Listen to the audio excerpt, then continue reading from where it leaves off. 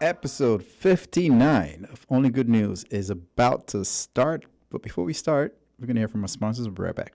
More and more cable customers are getting their cable internet package upgraded for free. I paid 3 months and I got upgraded from Flash to Bolt. So now I'm actually paying less for more. Yes, up to double speeds and savings of up to $200 per month just for using your card to pay your bill. I had this Bolt package, then I got this Platinum card and I paid my bill with that. They have upgraded me to Strike, which is almost double the speed now.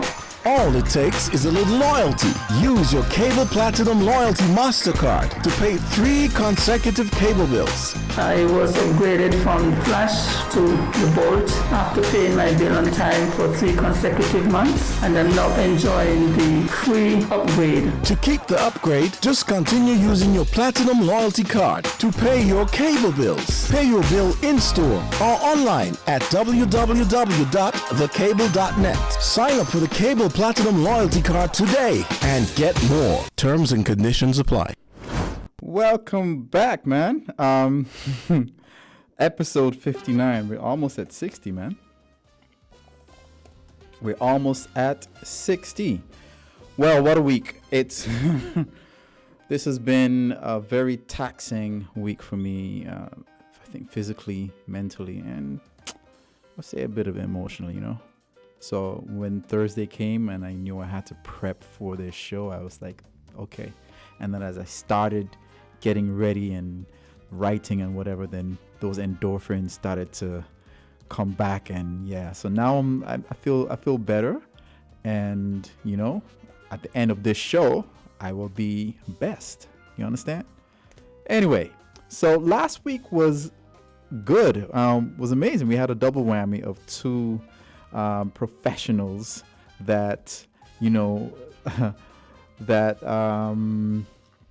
brought a sense of some energy that I have never had here before. A politician and a business professional, and I had the politician dancing a little bit, but all in all, it was good fun, and I felt like I challenged myself to have 2 individuals who I've never really met before. And this is Teachers Appreciation Month, and it would be remiss of me if I did not acknowledge those teachers who have meant a lot to me. I'm a teacher at heart, by the way, and those of you who know me, those of you who are close to me, will know that I'm going to retire as a teacher. I've said this. My mom was a teacher. My dad was a teacher. My brothers were teachers, and I was a teacher. So I love teaching. I love children. I appreciate the joys and the frustrations that come with teaching, because it's a unique challenge. And now it's coming full circle, because one of my former students is teaching my daughter. It's amazing. I see my former student. In fact, one of the things that's happening now is that her school is closed, so she's online, and he's teaching her IT. Imagine my former student teaching my daughter IT. He's teaching her how to type, and it warmed my heart to see him smiling now. Right? So teachers are doing a lot of amazing things, and I cannot help but wonder. Go for this ride with me.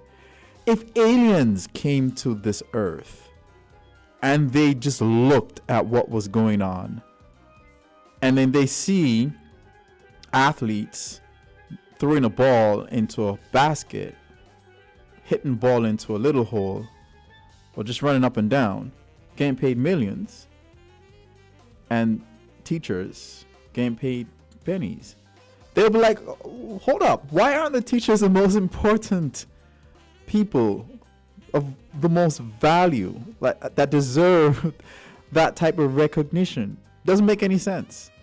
It doesn't make any sense. Why are teachers always with that moniker that, oh, well, if you want to teach, if you don't want to make any money, then go and teach? No. Why? But we've accepted it, right? Until we decide that it's time for a change. Food for thought for another topic. But you know what, teachers, we appreciate you. Teachers who are teaching my daughter now, who taught my daughter and taught me, I appreciate all of you. Keep doing what you're doing. It's not easy, and you all deserve more pay. more affirmation, more recognition, and more appreciation all day, every day. All right, more stories. 2 more people have taken that leap into authorship.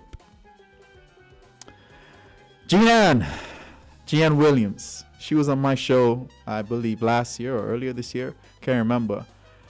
But Jeanne wrote to me a couple months ago. She's like, listen, I'm about to write this book and I want you to go through it and, give me feedback. And when I started reading it, I was like, she's owning her truth.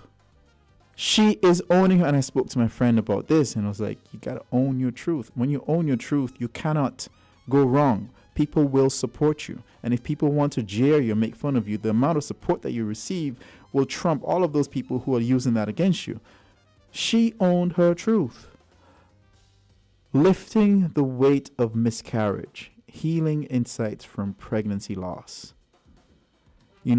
I didn't know that she went through that, when we were talking, and I'd reached out to her because I needed some help. And she says, I don't know if you know that this happened. I was like, holy crap. And so when she told me about this book, I didn't know. In fact, she told me about the book because she said she's writing a book on this. I was like, okay, what? Then I realized it was her story.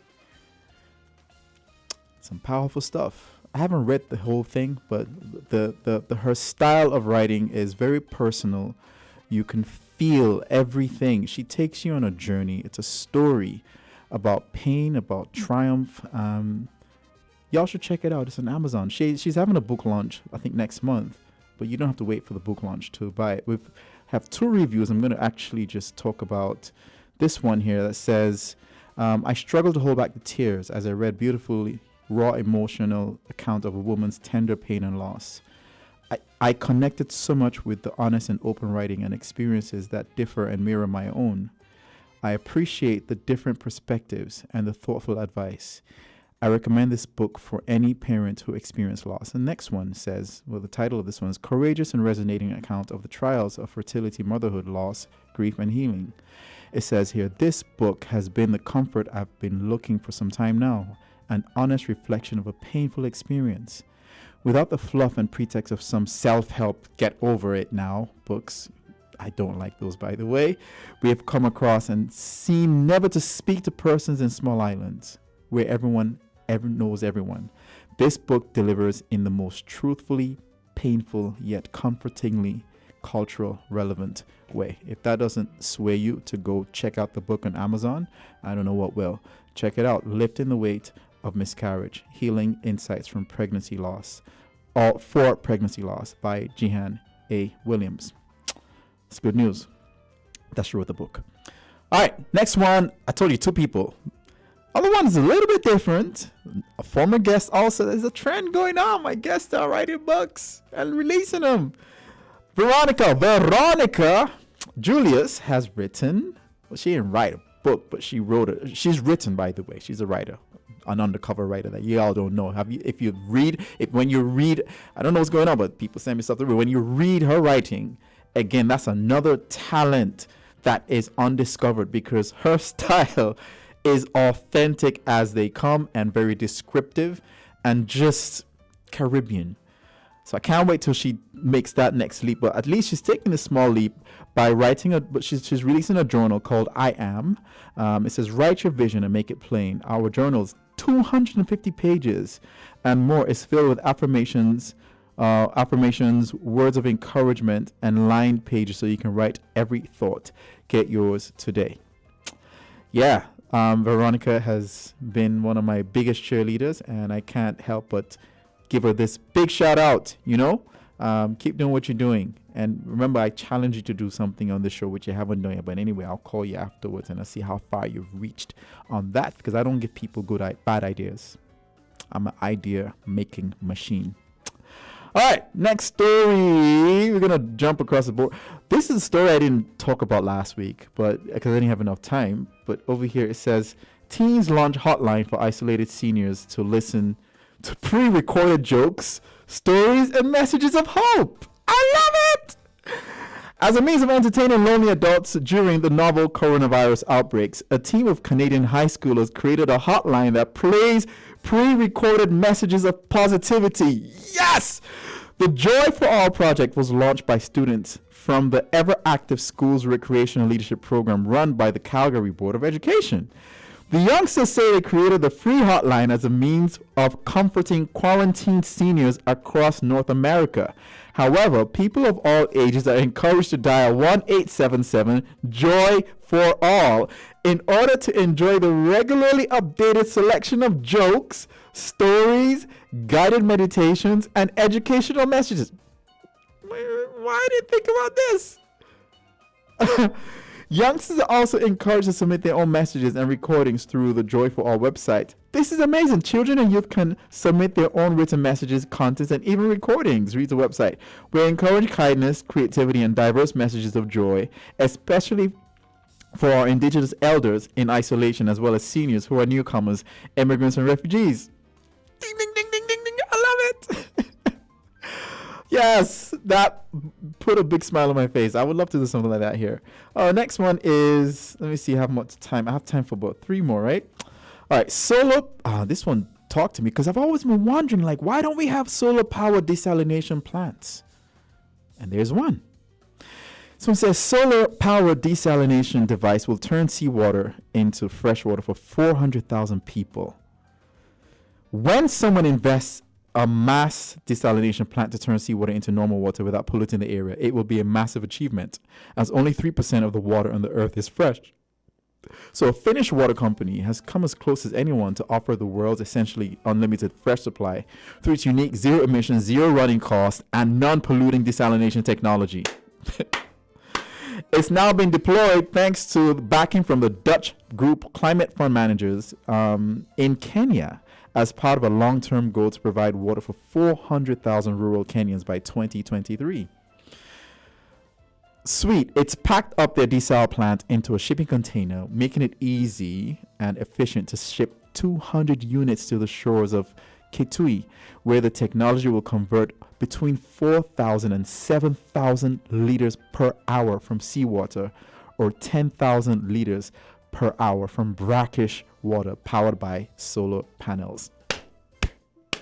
I said it again. Aliens come here and they look at the fact that we're covered with 78% water. And I'm like, how come you guys are having water shortages? Doesn't make any sense. You guys have so much water. In fact, guess what?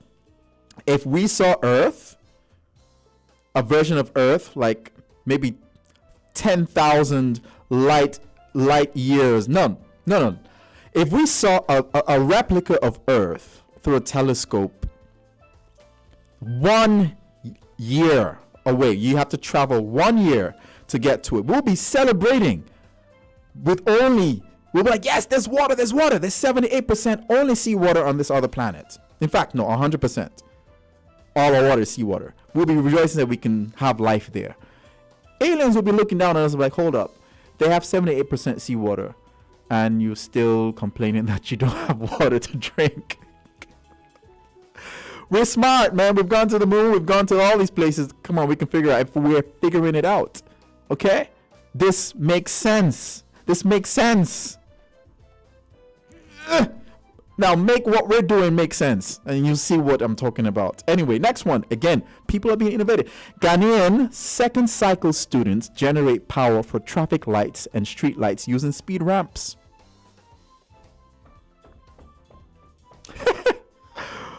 My gosh! Students have found a way to take off street lights and traffic lights from the national grid. They've been able to mechanize speed ramps in a way that generates power whenever cars move over them. This energy is now used to power the lights so they do not stop functioning whenever there is a power outage. People are smart! Like, seriously! Again, I always make what we're doing make sense, and then you will see why this makes a whole lot more sense. Let's see. We're going to check one more. This one here. This one means a lot to me. Dogs catch actual chemical cues from humans that transmit excitement, fear, or angst to the pups. Now, Sulika, I hope you're listening. Dog owners might tell you their dog understands them better than most people, What they don't know is that the dog understands them better than they actually realize. Now, researchers studying canine human connections have found that dogs can catch human emotions like children. Dogs look into their owners' faces for clues about how to react to people and the world around them, a primitive form of empathy known as emotional contagion. They also experience the release of oxytocin, one of the feel-good hormones typical of human bonding. I'm experiencing that right now. Can you guys tell? For years, it was assumed that these developed as a evolutionary necessity, as disagreeable dogs from the time they're of the gender. Oh, I don't want to read. That's the boring stuff. I'm just saying the pets release oxytocin. I don't want to go into the science. All I'm just saying is that there's a science now that dogs can actually sense. It's like a chemical. They can sense when you're happy. They can sense when you're fearful. And you know what? Sometimes I wonder why my dog knows. His name is Z, by the way. He knows when I'm taking him for a walk before I leave the house. He knows. Just as I may come out, once I come out my room at like 1 o'clock in the morning, and he just knows. I don't know what I come out my room at 1 o'clock in the morning sometimes, and I don't take him for a walk, but he just knows. As soon as he knows I've decided in my mind I'm coming to take it for a walk, he starts to act out and get all excited.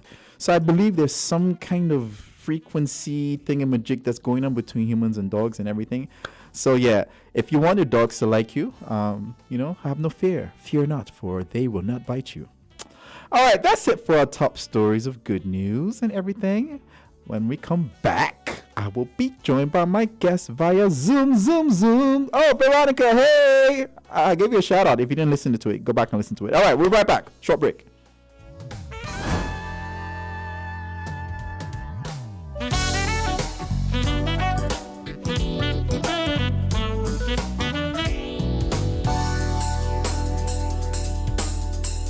More and more cable customers are getting their cable internet package upgraded for free. I paid 3 months and I got upgraded from flash to bolt. So now I'm actually paying less for more. Yes, up to double speeds and savings of up to $200 per month just for using your card to pay your bill. I had this bold package, then I got this platinum card and I have paid my bill with that. They have upgraded me to strike, which is almost double the speed now.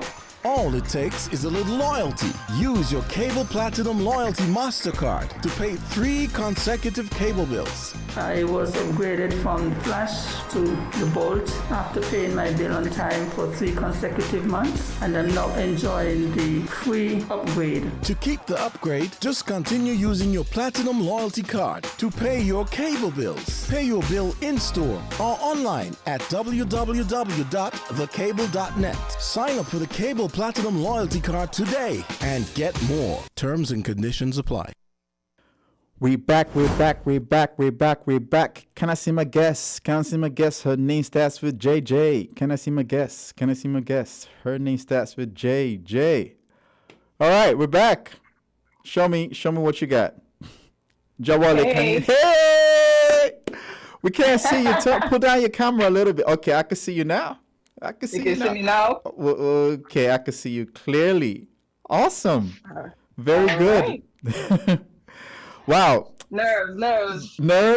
Just relax now. Relax. Seriously. I can't see you though. No, you don't have me to see seeing me. you? I can see you, but Oh, don't worry, okay. you don't have to see me. Okay. So All people, right. let me tell you something, right? This week, I reached out to Jawale. I was like, hey, I think you'll be good to have on the show, and blah, blah, blah. We will be good to have good energy and the whole works, right? And she's like, yeah, I think so, but this may be some kind of premonition, and but I might be shy, blah, blah, blah. Cut the long story short, she agreed to come on the show, and I was like, yes, we're gonna have a good time and everything. And then today I put up the poster and I tagged her and everything, and at 3 o'clock she's like, hold up, the show's tonight. I'm like, Exactly. yes. I'm telling you, I was so convinced it was next week. I am Trust me. so happy you didn't know it was next week, because you'd have chickened out for tonight. And you No, would've I left. would have been prepared. I would have been more prepared. No. Trust me. you would have said, no, I think I want an exit, but anyway, it's all right. Perhaps. So Nonetheless, we're here. I want you to replay for our listeners what really went through your mind when you realized the show was today. And I think this was divinely orchestrated because God knows fully well that this was meant to happen. Panic. Because I was actually in the midst of a service. And after that service, I had to head straight to work. So when I was done, I checked my phone and I see, and I'm like, what is this? And then I saw it and I'm like, tonight? I'm like, no way. So I had to call work. I had to be like, block me between 7 and 8. I have this to do. Well, I didn't tell her what I had to do, but I need this time space blocked, because I'm currently at work and I had clients booked all the way. So I'm like, oh no, but it all worked out. My last client was extremely late, so I had to kind of cut it short. Wonderful. Well, so is there anything in particular that made you smile and feel good today? Yes. Panic. That was definitely what was going through me. No, I'm asking you now, we're transitioning. I want to know anything in particular that made you smile or feel good today. Actually, I'll have to say my last client, I had the option to, because he was late, I had the option to say, no, I'm not going to take him because he's late. But I'm happy that I did, because when he came in, he was all flustered and he apologized and he started saying, I'm sorry, today was just not a good day for me. He actually finalized his divorce today. So he was all puffy-eyed, he was red. And he was like, I just come here because I just want to relax. And I said, no worries. And he kept apologizing, I'm sorry, I know, I kept you back or whatever. And I'm like, it was totally worth it. I'm happy that you still came in, and I'm happy that I was still able to, provide a service for him. And that is generally my day. Sometimes when I'm like, I really don't want to. But then I just have this client that I was called to be there for. If that makes sense to you, I just had to be there for him because he needed me at that moment. Had to calm him, tell him, reassure him everything is gonna be okay. This is life. These things happen. So, and at the end, he said, take away all the puffs. So I'm like, okay. So I did a calming treatment, and by the time he left, he was like, okay, no one can tell that I've been crying all day. So, that made me laugh. So I'm happy. I'm happy. That's made me smile. And to be very honest, y'all need to know, we've never met. I've never met Jawali before. No. But there exists a connection between us that was made before I reached out to you last year. And to prove that, we're going to play a little game called My Perception of You Before We Made Contact. And I'll go first. Dear. My perception of you before I made contact, I said, she smiles easily. She's a family-oriented woman who deeply loves her children and her husband. Absolutely. And is not afraid to flaunt that awesomeness, that level of positive energy. And I was like, okay, these are the kinds of people, right, that I need to connect with, because I'm always on this prowl for good people, good energy. And, it's like birds of a feather, Absolutely. So, and also guarding myself from toxic traits, toxic people, toxic energy. So that was I said, what, she would be good to reach out to. And boom, when we started talking, it was like, okay, the vibe. Right. The vibe was there. Right. For sure. So that was my perception of you before we make proving the fact that, this was something that was connected before we even knew. All right. Absolutely. Your turn. Absolutely. Your turn. Remember? My turn. Yeah. Oh.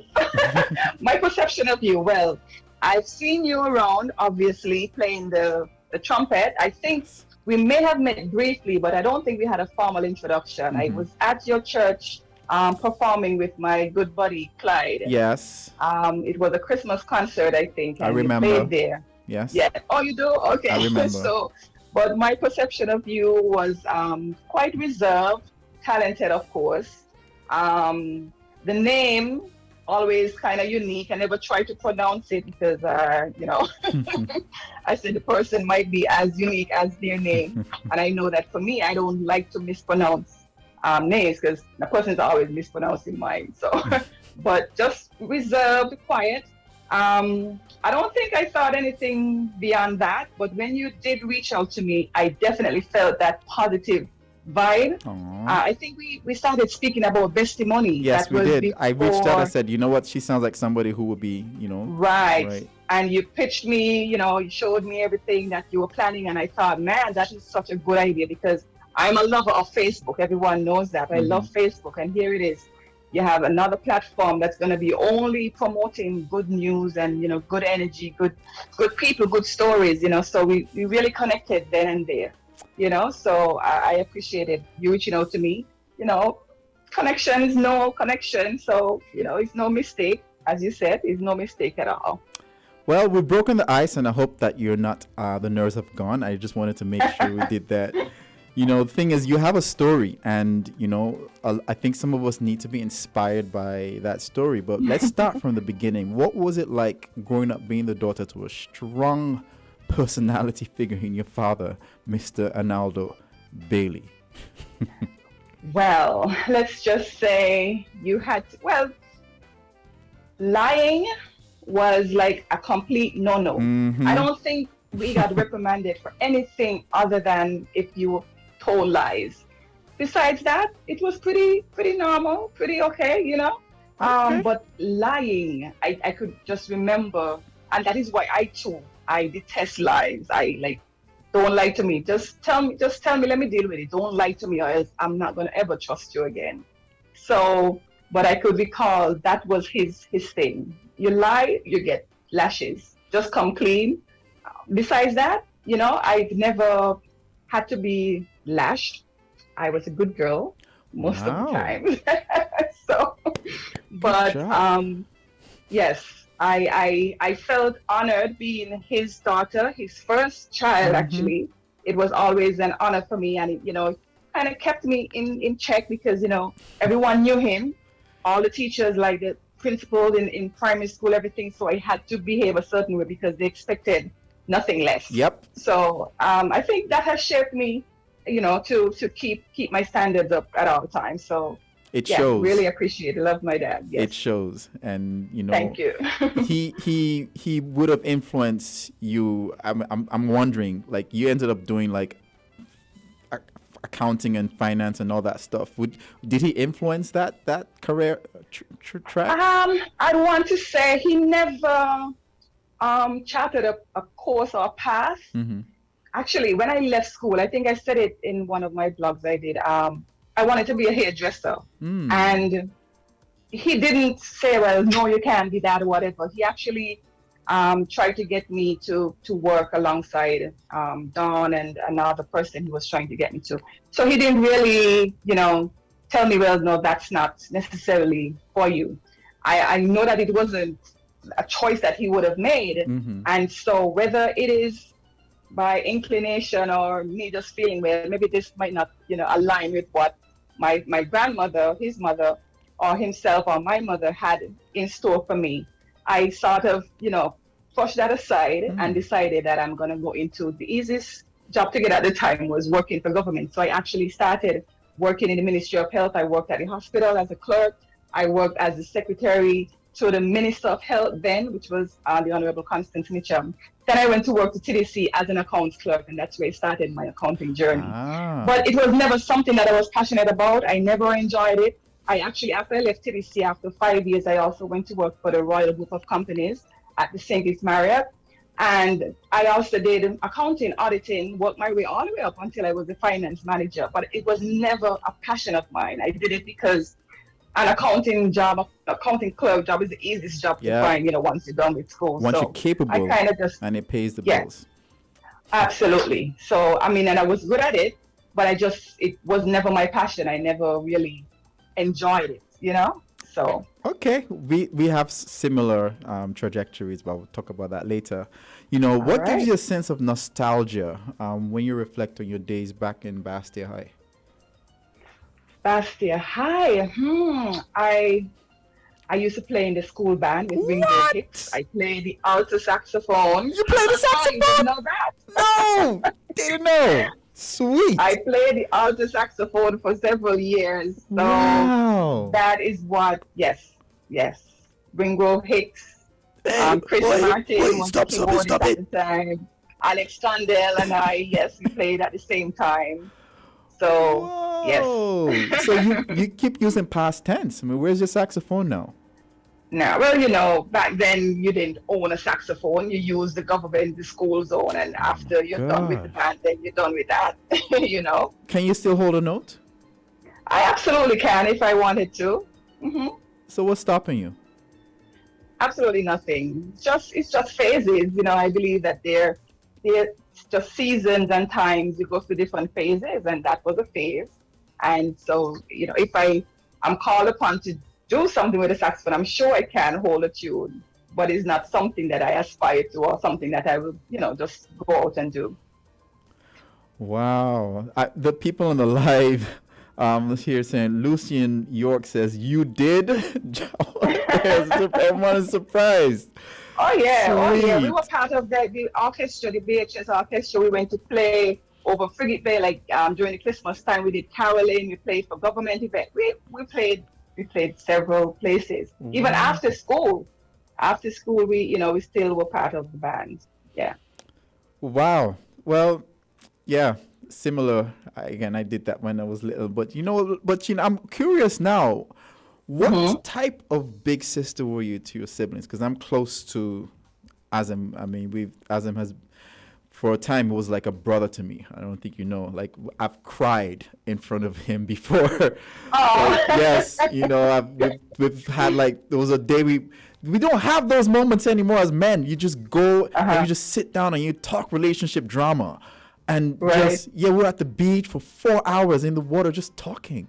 And I'm just like, pouring out my heart, and he's just being there to me. And every time he definitely nurtured me into the band and made sure I was respected and everything. Tip my hat to Azim anytime, any day. And that makes you human, crying. Like I told the client a while ago, he was like, I feel so like an idiot here, crying. I'm like, crying, that doesn't make you less of a man. Crying is okay, and we need a lot more of that, and stop hiding and bottling up feelings, especially men, and they just carry around all the weight of everything because they're not letting it out. So crying is quite okay. Yeah. So with regards to my siblings, man, I love them dearly, dearly, dearly, dearly. And oftentimes I don't think they know how much I really, really do love them. We've been pretty close. Luckily, we all grew up in the same church. So, Azem would be on the keyboard, Rafa on the guitar, my sister and I would be in the choirs, so we have a really good relationship. I love them. And if they're listening, Casey, today is my sister's birthday. Casey, happy birthday. Yay, love you. Yes. That's my another baby sister. Force to reckon. She's a force. No, she's not a baby. She's a force to reckon with, man. Oh, absolutely. Strong. She looks quiet. She's a quiet storm. Strong personality. She's very, very strong. Decisive. And she can't help. She knows what she wants, what she's about, and she goes after it. I think she's underestimated a lot, but she is a force. She is a force. I love her so much. I think Rafa is the G. Rafa is the right. G. He's just cool. He's like, oh man, not about him. My boy. Rafa always just chill, just nothing bothers him. Just easy going. The G, underestimated as well. He's a sneaky one. The sneaky one. Just so you know, when we first played at the church, Miss Bailey made sure she splashed all of us with some holy water, man. She made sure all you scamps, make sure you don't leave the church without Oh yeah. That was way back in 2006. I think I could recall that too. I can recall you guys coming. Yep. That was, again, humble beginnings. You wouldn't understand how much this connection was made from way back then, because my musical journey in St. Kitts was because of that band. if it wasn't wow. for that band, I wouldn't be as good as I am today. Well, I won't be as Good. okay as I am today. I don't think. No, I'm as good. you're pretty good. You're I'm pretty okay. good. No, don't. Take it. Take it. No, I'm okay. Take it. That's what I typically Yeah. like to say. But yeah, man, Nah. good beginnings. You see, we all the connecting all That's the dots. right. All right. That's right. So, well, I don't seeing your personality and seeing how you're this family-oriented person. I don't think it's of any surprise that you ended up in human resources, and I Right. don't like the term human resource because I think there are a lot more human-sounding terms like chief happiness officer. Seriously, a chief happiness officer. This is from what I've read. Is a HR manager with a special qualification that believes happy employees make better employees. Absolutely. And Absolutely. that's who I see you as. And so I want you to talk a little bit more about the holistic, rewarding aspects about your experience in human resources. Absolutely. So, like I said, I worked at the Royal Group of Companies for 17 years. Wow. Most of that time was in finance, like I said. But there came a time when the president had asked me to, assist in the HR department with a few projects and all that. And I think then is when it clicked like, hey, I was so energized. I felt like I had so much to offer, so much to give. And around that same time, I was doing my MBA. And so I couldn't decide what I wanted to focus on. And since I was given the opportunity to work with HR, I decided, why not? And so I did my dissertation in employee relations and, human resources. So it came in right in, everything always lines up. So I shouldn't even say I was surprised because throughout my life, everything has always aligned. And so having completed my MBA, I was promoted to Director of Human Resources. The position was created actually for me. First female director of the company. First director and local director of the company. So, it's a Canadian-based company. So, but I had the opportunity to make several changes, man. I was able to streamline the payroll because there was some disparities between expats and locals. Tell me about it. There were, oh yeah.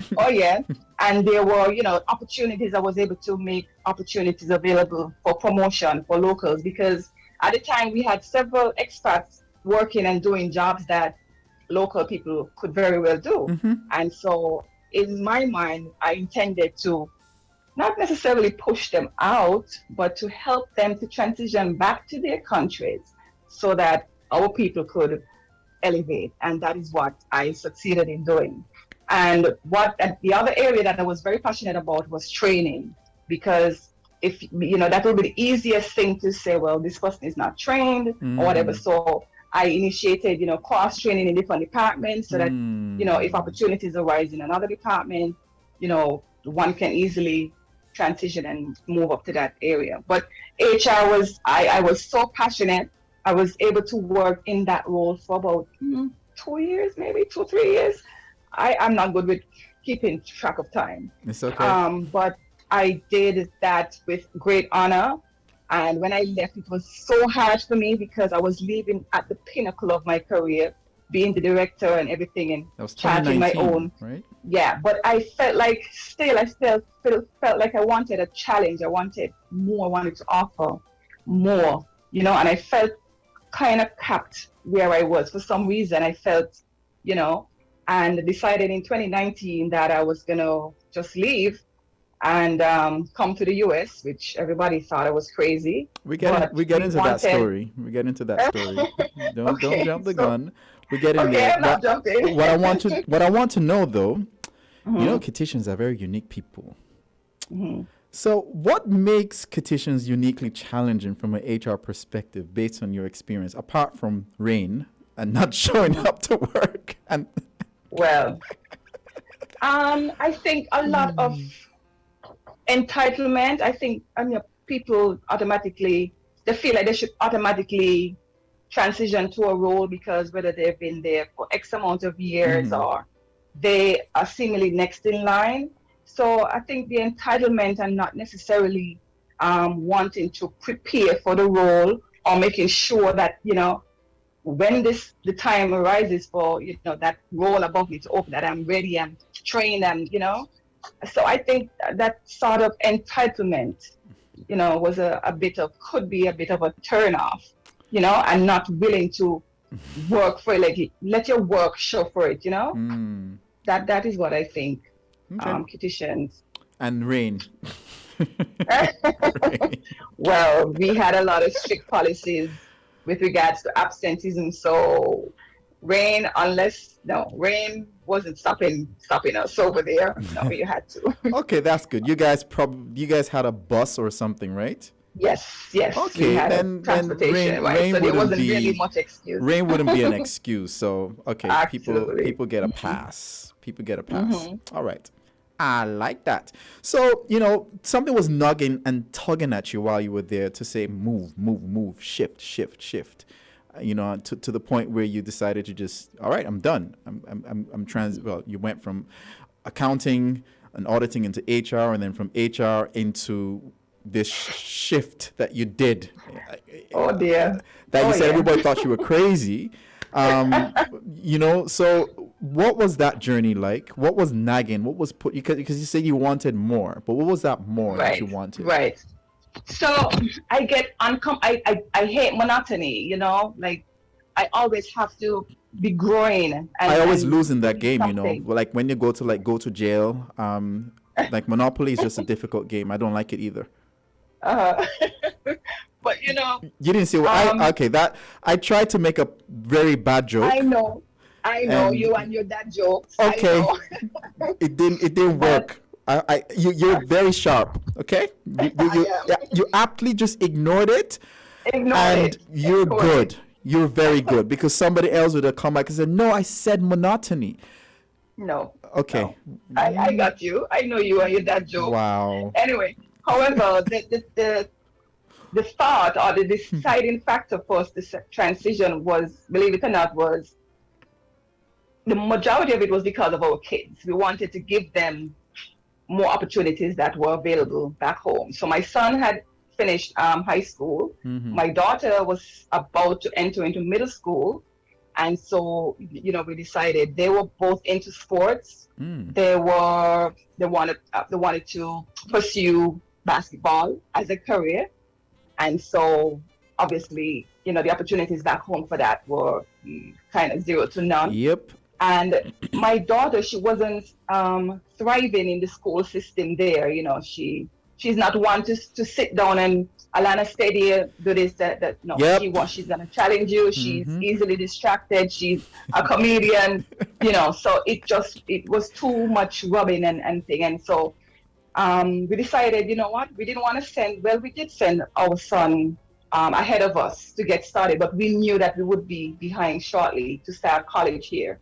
And we've always been a close-knit family, it's just us, really. And so we wanted to support their endeavors, we wanted to support them. And so we decided, we're going to all move here as a family and do this. We didn't have jobs. We just decided by faith. I retired. And so I figured, whatever retirement money I would get, they would be able to sustain us. And my husband is an architect. So, we'll be able to manage. We came with a plan, yes, but COVID had other plans because I intended to open, anyways, let's forget that part. That's okay. But we had other plans. But COVID also had other plans for us. So when I came, I started a life coaching company, Eden Coach and Consult. And COVID just decided that wasn't the time, because I wasn't able to network. We didn't know much people here. Yes, we started going to church, but we didn't get enough time to build a network for me to really push that business. And so I decided, I'm going to take my own advice that I always advise people: don't be afraid to pivot. Hey, you're not a tree. Don't feel stuck. Move. Just keep moving. And so I started doing certifications, life insurance. I am a licensed life insurer here in the state of Florida. I did that for several months, pursuing that. And it's easy money, but then it wasn't me, because I'm not a salesperson and I don't necessarily like meeting people, and it required me going out and putting myself out there, in order to be successful. And so I have that in my pocket, but I still felt like, this is not for me. And so during the pandemic, I decided to go natural. So I cut all my relaxed hair off and decided, I'm going to grow my own hair, whatever. And I started creating a hair growth oil. Yep, I saw it. Yes, Eden Hair 100. And you can see, never mind, you didn't have me prepared, so my hair is a mess right now because you didn't let me know that was today. But anyway, right. So I created that hair growth oil. And during my, research and everything, I thought, this industry, the beauty industry here in South Florida is amazing. Like, it's like you can get any and everything done here with regards to skincare. And so I said, you know what? I wanted to learn more about, mixing oils and everything. So I decided I'm going to go to cosmetology school. Pivot. Because remember, initially I told her I wanted to be a hairdresser. Yes. So you see how things come 360. Wow. However, when I went to register for cosmetology school, I said, you know what? Right now in my natural journey, I don't want to go back to learning how to put chemicals into people's hair. So I'm like, I'm not going to do the full cosmetology course. I'm going to focus on skincare instead. And so I went to school and I did the skincare. I'm licensed here in the state of Florida. Your skin is glowing, by the way. Yes. Thank you. And so this is what I've been doing. So about a week after I became licensed, I was able to get a job. And I've been working here ever since. I've been loving it. I mean, I'm not going to be here forever because I have plans, of course. Plan A. Yeah. Plan A. I have plans. Like as early as next year, I want to have my own spa. And I'm putting that in motion as we speak. Because I've worked for people long enough. And I realized that I can get rich working for people. Yep, tell me about it. Tell me about it. So the next plan is for me to just, with the support of my husband, he's going to help me fund it, and I'm gonna partner with someone, and I'm gonna. You hear that, people? You hear that, people? The husband. That's right. I like that. Right. I like that. A support, like where you could just sit down with him and just strategize, and he says, "Hey, babes, yeah, don't worry about it. Hey, it's been 23 years, so it's I like, got you. That's my right hand. That's my go-to, my everything. Gosh, make me want to cry. But by the way, so you need to get to it, okay? I got married when I was 22. I need to get to what? I would encourage. Listen, you need to start working on it, okay? I need to I would get encourage to people to get married. Yes, get married early and build your life together. It makes it much easier. Yeah? I think I'm too old now. I'm 39. I think that ship has sailed. Before you hit 40. Life begins at 40, they said? Right. Yeah, I think that's right. So I thought I would listen. All the men in my family got married at 30. My father and my two brothers, and it looks like I'm the black sheep. So you're just breaking that mold and setting. I broke it already. I didn't get married. Exactly. So you're gonna start at 40. We'll see, Mrs. Transformational Coach. If you can transformate, I'm deliberately calling the word wrong. If you can transformate my mindset, thinking that it's possible to get married at 40, then maybe that might be. It is. Absolutely. Oh Lord, Spike. Lynette says, yes, we will work on it. No, you're not too old. There you go. You are very innovative, so perhaps you need to put out the ad or something and be like, send applications to, hey, you gotta use what's in your hand. Oh my gosh, man! They sound too weird, and to be very honest, here is a transition.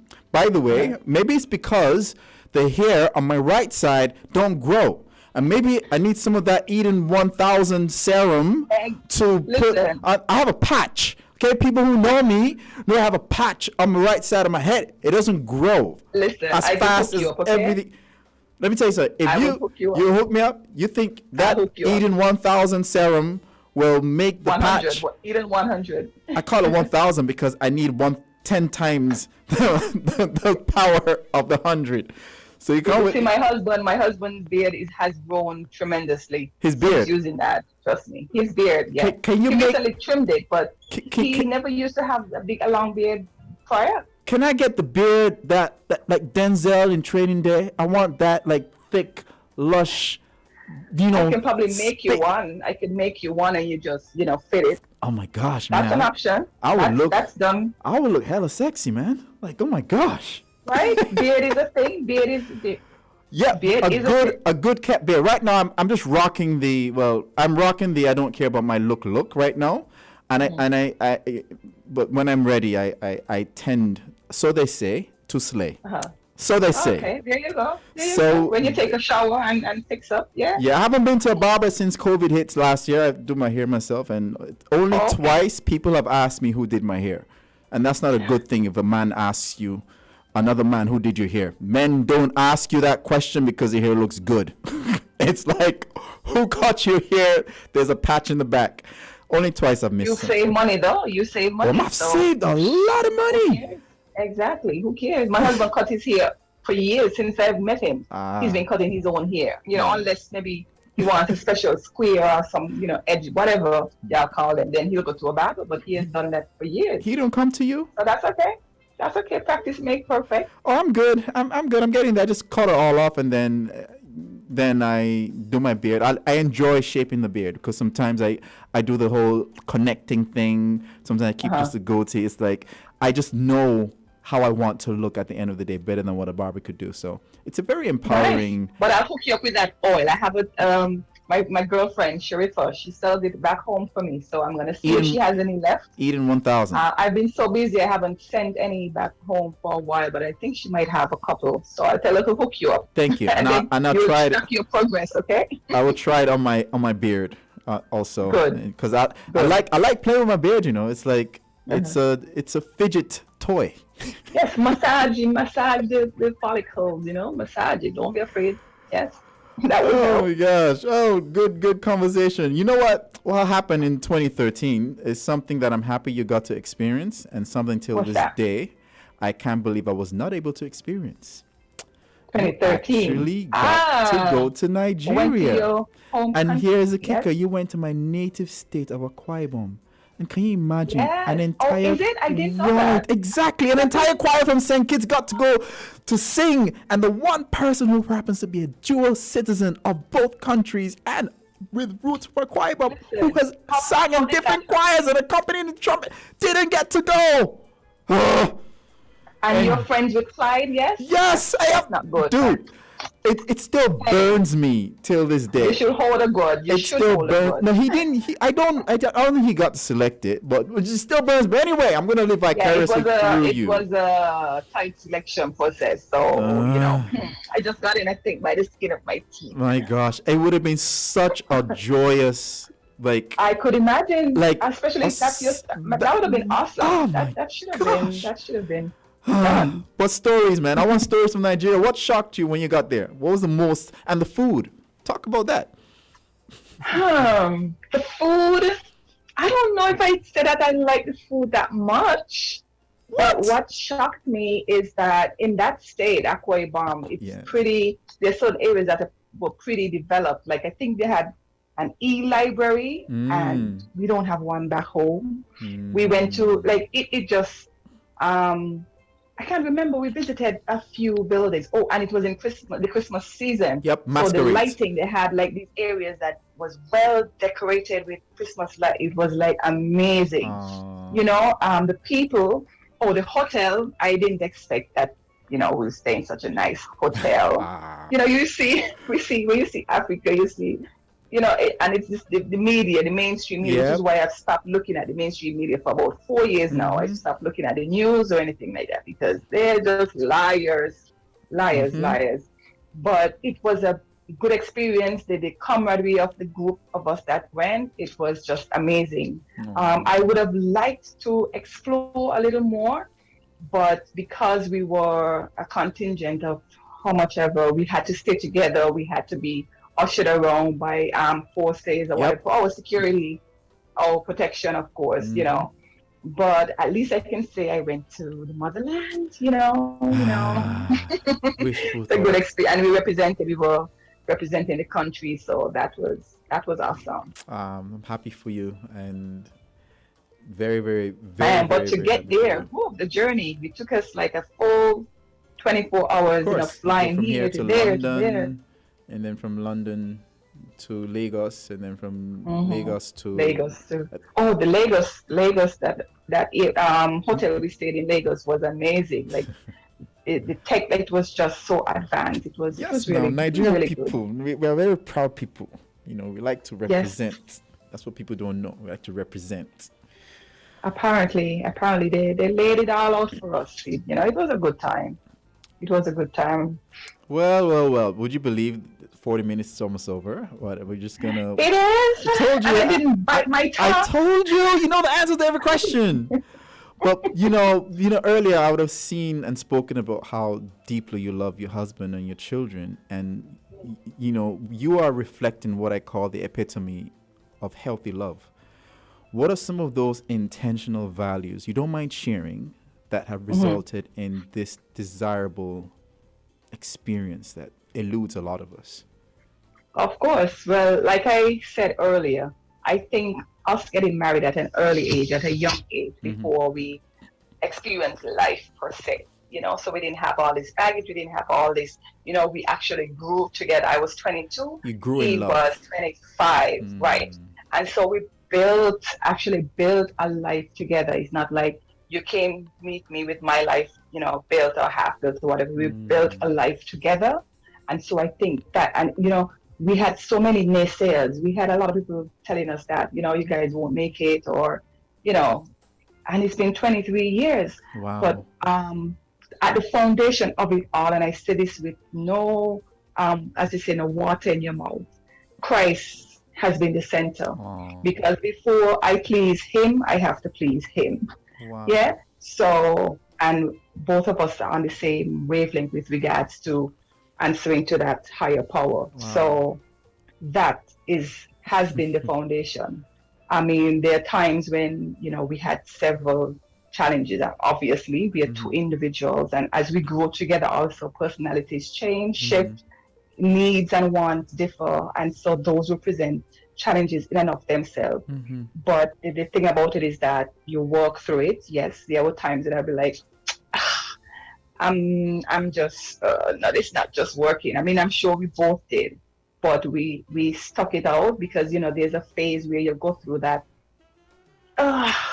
just butting heads and everything. But once you pass that phase, most times it's just up from there.